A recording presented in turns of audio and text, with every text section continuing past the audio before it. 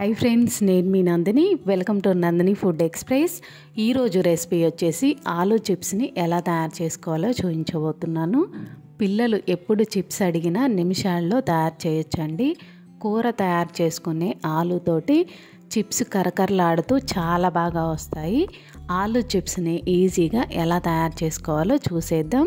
ముందుగా మన ఛానల్ని సబ్స్క్రైబ్ చేయకపోతే వీడియో చూసిన ప్రతి ఒక్కరూ ప్లీజ్ సబ్స్క్రైబ్ మై ఛానల్. ఆలూ చిప్స్ని తయారు చేసుకోవడానికి 1/2 kg ఆలుగడ్డలను తీసుకుని శుభ్రంగా కడిగి తీసుకున్నాను. ఆలుగడ్డల్ని తీసుకునేటప్పుడు పాతవి కాకుండా కొత్త ఆలుగడ్డల్ని తీసుకున్నామంటే చిప్స్ చాలా బాగా వస్తాయండి. ఆలుగడ్డల్ని ఇప్పుడు పీలర్ తీసుకొని పైన తొక్క భాగాన్ని తీసుకోవాలి.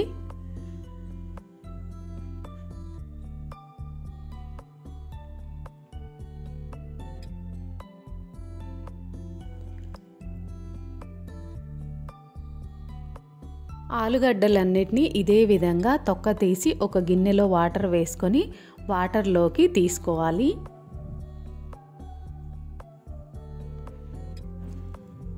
వాటర్లో ఆలూని వేసిన తర్వాత గిన్నెని పక్కన పెట్టి మరొక గిన్నెలో 2 స్పూన్ల సాల్ట్, 1/2 కప్పు వాటర్ని వేసి సాల్ట్ మొత్తం కరిగేలా ఒకసారి కలుపుకోవాలి.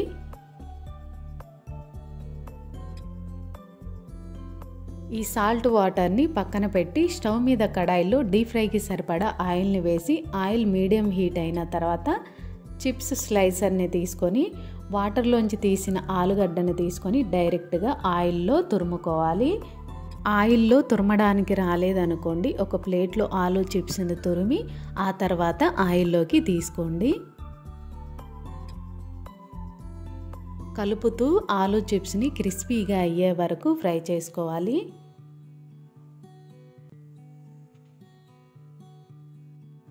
ఆలూ చిప్స్ 50% ఫ్రై అయిన తర్వాత కలిపి ఉంచుకున్న సాల్ట్ వాటర్ని 2 స్పూన్లు ఆయిల్లో తీసుకోవాలి.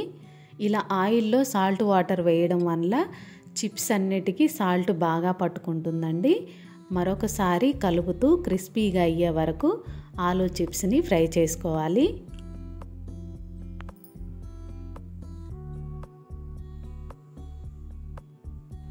ఆలూ చిప్స్ ఫ్రై అయిపోయినాయండి. వీటిని ఆయిల్లోంచి తీసి ఒక ప్లేట్లోకి తీసుకుందాం. ఇదే విధంగా మిగతావి కూడా ఫ్రై చేసి తీసుకుందాం.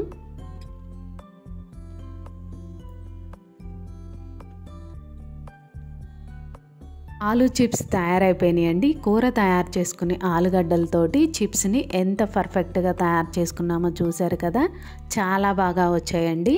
మీరు కూడా ట్రై చేయండి.